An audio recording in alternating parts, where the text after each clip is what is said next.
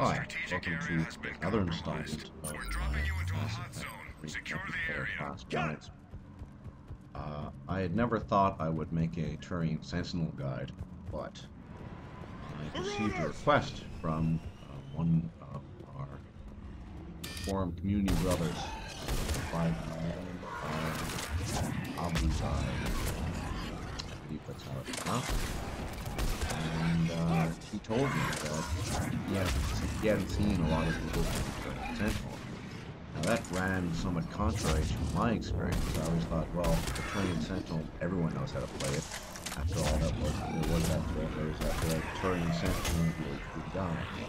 And why indeed would the Turian Sentinel be a really good guy if not everyone playing him, and so on and so forth, so I thought I wouldn't bother with that. It's not to say I don't enjoy playing the Turian Sentinel, I actually do very much so. I don't know really have a favorite class, but I like the Turian Sentinel a lot. And so he requested that. And I want to say that these videos, for me at least, I'm not looking to capture glory. I'm a kind of guy who doesn't play a lot of different games. When I do play certain games, it's rather intensely. So most of my attention usually is devoted to Mass Effect, specifically multiplayer. And I see this as a service to the community. The ability to exchange ideas. So that's really what it's about, and helping people as well. Like I said, I've received a lot of positive feedback. People benefited from my ideas and builds, so burnt from my videos and commentary, and so as long as I keep on coming, I'm very happy to do these things to the extent that I have time. Since I have an odd work schedule, half of my work is done at home. So, that said, Turian Sentinel. I'm reluctant to, like I said, I was reluctant to do this, but I'm also reluctant to talk about this because I think these two builds, well, not controversial, it's a silly way of putting it. I have two builds that neglect entire powers. One I simply dubbed the Cerberus Geth Build, and the other, I don't ever play Geth, but it's applicable to Geth as well, and the other is the Reaper build. Now, they're really simple because they're identical in every respect except with regards to the Reaper build. I take War, I make more Overload. And with regards to Cerberus, I take Overload and make more War. So let's just go through the builds of both builds, although they're not that different. So let's go with all what they have in common. Now, thank the gods, very nice. The Sentinel's got a nice buff, you got 10% extra attack, you got damage resistance, and extra 10% power damage as well. That's really good. So what do I go with tech armor? I would never forego tech armor. It's just too valuable, I think, in terms of now at this current moment in time, the damage resistance, but as well as the benefits, the powers. So, starting with rank 4, it's kind of optional, but I like the ability to explode just in case. It's quite nice and stagger if you are in a bind. It's pretty useful. So, that's what I like for 4. I think 5% damage resistance. Explosion. Then, for me, at least in the Turian, I guess you could try a wacky melee build, but I certainly prefer the 30% power. Now it seems to be 20-30% power damage. That'll enhance everything. Protect it, pick armor explosion, overload to warp. Definitely a fantastic round to take. And then I go for full armor protection. Deal damage resistance 10%. I think cooldown, I might have said this before, as you see in almost all my videos, I almost uniform weapons. I think powers are nice, but I think for me, powers are a way to set up weapon kills. Whatever it is, if it's a body shot, a headshot, but it's always, for me, using powers, no matter what the class, is always a way to set up weapon kills. And so, cooldown to me is not that important. You see a lot of debate on the forums, not so much debate, but rather argumentation going back and forth, saying, well, especially for power spammers, if you want to call them that, sorry, adepts, and what have you. So you'll hear, you need a Carnifex, you need a super low cooldown to your powers. But that's just not a philosophy I buy into. That said, you don't want a totally shitty cooldown, but you don't want to be negative. I think that, depending on how you play, anything 7 is fine. So yeah, that's the reason I don't take the cooldown for attack armor. I don't take it for any reason. Although I don't really play for the program. That's not true for my Reaver says well, but that's kind of just then let's get to the passive right away. Rank 4, I want to Turians have powerful powers, so I instead of weapon damage, I want to use power damage. Both for rank 4 big passive power damage, quite low cooldown. Then I go for rank 5, which I believe is 15% power damage. Then I go, because I don't think cooldowns are that important, I think it's much better to get into weapon damage. And then your passive current build, you will have a 22.5% damage, weapon damage bonus, like nice. And also have a 45% weapon damage, which is quite nice as well. I think in both the videos I show you, I'm using weapons that actually have quite a lot of kickback. And on Turian, with a little bit of stability, which is 45% opposed to 55% exposure that you can go for, you do notice the difference. There's a lot less recoil on the Black Widow that I'm using. There's also a lot less recoil on the Saber. And finally, the passive I max out is bottom row as usual. One thing I've seen, I think today, I saw a bit of debate on was this idea that if you're playing a Turian Sentinel, you're not taking force, just wasting time. I don't believe that. I think the Turian Sentinel, even if you just take force with playing Cerberus and Geth, it plays very differently to an human engineer, say. It's very, very different. It's more durable. It has a different style. You have weapon stability, better weapon damage. It's not really the same at all, in my experience. Having said that, so let's talk about the Reaver build. The Reaver build goes for warp. What you want to do with this is, for rank 4, most certainly go for the damage. I'm not a big fan of biotic explosions because they're two situations. What do I mean by that? Yes, it is possible that you're going to be playing with friends who are going to be able to set up biotic combos, but in public games, and sometimes half the time I am playing public games, you can't really rely on it. And half the time, public game people don't even know how to set up biotic explosions, don't even know what they are, really. Unfortunately, I don't mean this, it's hard to say it otherwise, but a lot of public game folks are a bit clueless regarding this thing. So go for damage, it's better. You'll benefit from it. Let's go! And certainly for solo runs, like I just did right now, you'll benefit well. Then for rank 5, you'll certainly take Pierce. For the simple reason that Pierce will enhance your weapon damage. That means when you're using weapons, you do a lot better. Notice how I really just need three shots from the Black Widow and one warp, and I can kill through the problem. It's quite effective. Last about 10 seconds.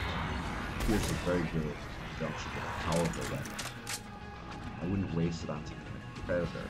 But certainly Claymore, a Talon, a Black Widow, a Saber. So, go. And then finally, I would take the armor. The armor would do more damage to armor barriers. This is very useful. Reapers. That's that. The Cerberus Geth Build, quite simply, it's not a top row. You use the Stardusk face to maximize the overload, basically, chain overload. Yeah, as many chains as possible for stunning effects and crowd control. Now, I remember one of my, I think one forum poster points why do you take a shot? Because it is a bit of an issue, right? You get a faster cooldown, it's persistent. I don't think so. I think it's so valuable once shield is stripped off that you can completely just knock an enemy to the ground.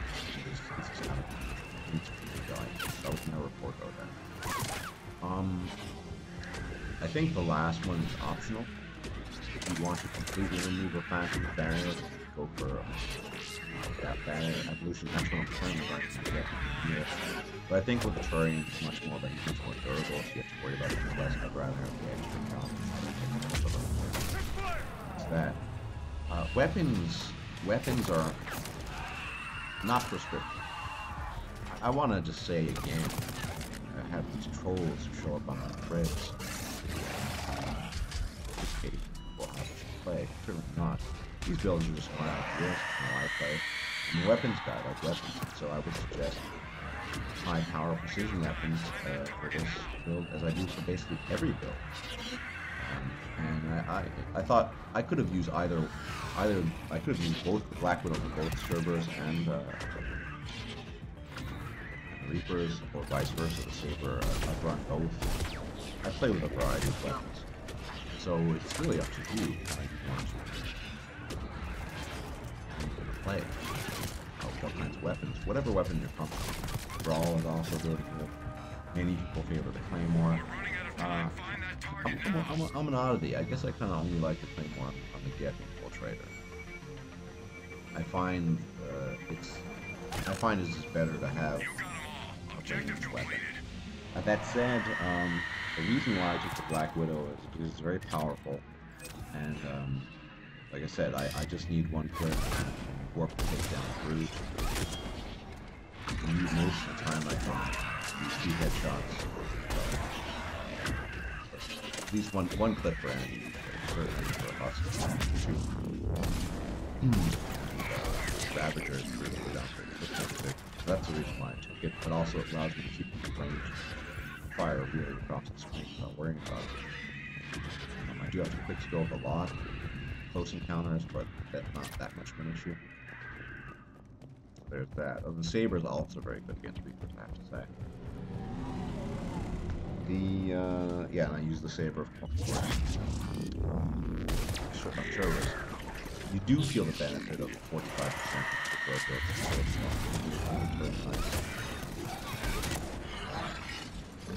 Also, the extra weapon damage to a lot of weapon damage. Now, one point I brought up, that some brought up, was regarding overload. There is an issue with Reapers. Reapers, in some ways, are the hardest enemy, especially for Cerberus, because you have Marauder shields, you have the shield wall, you also have organic. In a way, overload is incredibly useful. Probably a lot better. It is a lot better than before. But on the other hand, you also have boots running range. You also have Ravagers, which range powerful blast they have. And then of course you have Banshees, which are barriers and armor for which warp is received. It's a tough call, but if you have teammates, then you might be fortunate to have someone to overload to control them. It's a tough call. I really don't want to forego fitness. I don't want to. Theory, yeah, you could forego tech armor, and you could still make it work, I guess. But now, you know, I'm running with 45% damage resistance, fairly significant. I wouldn't want to go that. On top of the 30% power damage bonus. I think I also do some tech explosions. Tech armor explosions would be very useful for plus, or even anti when you're about to get stunned. Sorry, about to get attacked. Knocked back. I think you do need the detonation. And then in the following videos, I filmed my glorious death. I got instant killed in wave 5 on the Banshees, and then stupidly killed on wave 4 of Cerberus.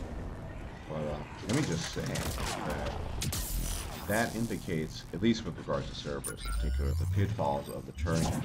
I created a group a while back of trying to support the idea of increased mobility. Because, quite frankly, the Sentinel is a tough call. Certainly as a soldier, not a question. Lacking or crippling. The reason why I died with Phantom Attack is quite simply because I couldn't roll. Whereas in any other class, after that stagger, I could have rolled away. Yeah, I might have died, but I could have netted my gel and got back up. Not an option with the Turian. You cannot roll so you get punished for that. It can be argued that Turian Sentinel is very versatile, powerful, so you can roll. But as powerful as marksman, there's just simply no justification to argue that Turians as a whole would be overpowered if they could roll. I just don't see that. At least give them a pop, something. But it really is different, even for the Sentinel. That's one of the reasons why I play so differently to a team engineer. An engineer can roll back every direction he wants. That's a big difference. But, anyway, so you'll see in the bids, I do first 4 waves with first 3 waves with Cerberus. And, you'll see basically how I play. But it's always up to people how they individually want to play. I should just mention, I'll probably again, I think it's much better to do precision weapon killing. It's much more efficient. Now, I was helping a lady out benefit from my guides the other day, trying to show her that it's important when you're playing, say, it started up, to use stasis to make the headshots. Headshots are the key to, at least the beginning, to success. It's not always possible to the extent that it is, but this is my opinion. I think precision weapons and powerful headshots, or just precision weapons, period, are better than just power attacks. It does require more practice, but it's much more rewarding. So that's how I try to play all my games. All the time, without exception. Yeah. So that's the guide, more or less. I think I've covered all the points. But yeah, Turian Sentinel, as it's been said in that thread, he's a pretty cool guy, to say the least. He's a very, very nice, versatile class.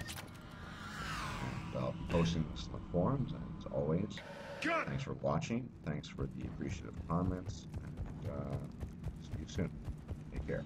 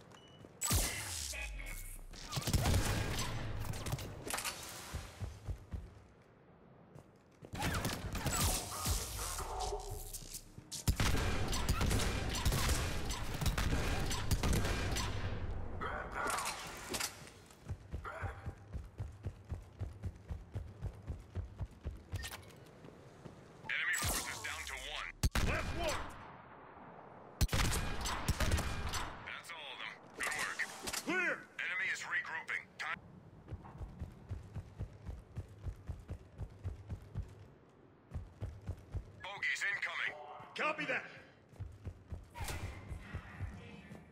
Contact.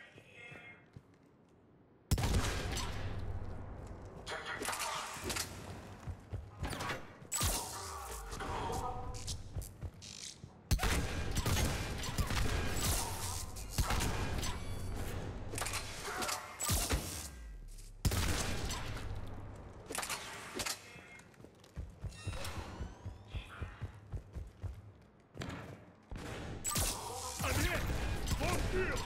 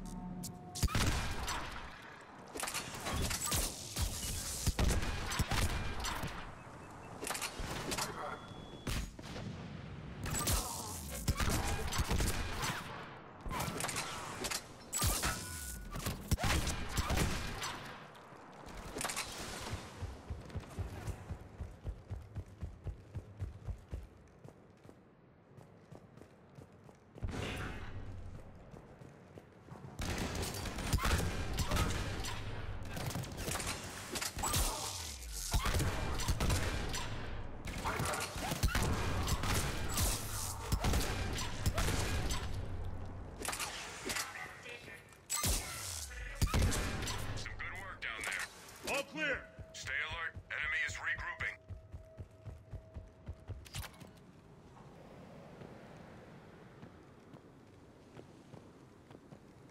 We have some important enemy personnel in the area. Locate those targets. Take them out. Got it. Move.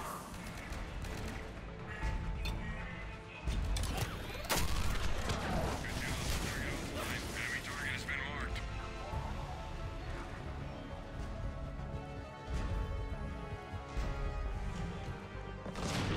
Wounded.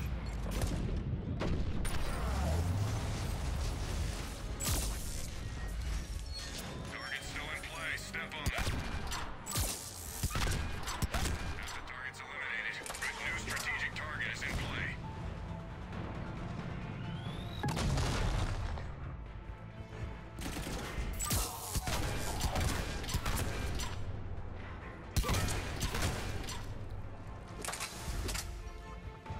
Time is running out. Eliminate the target.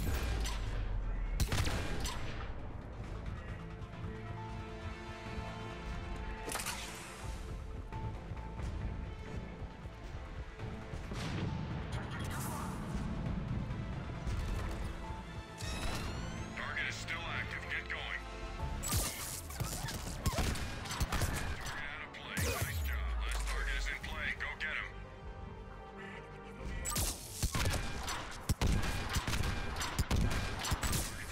Outstanding work.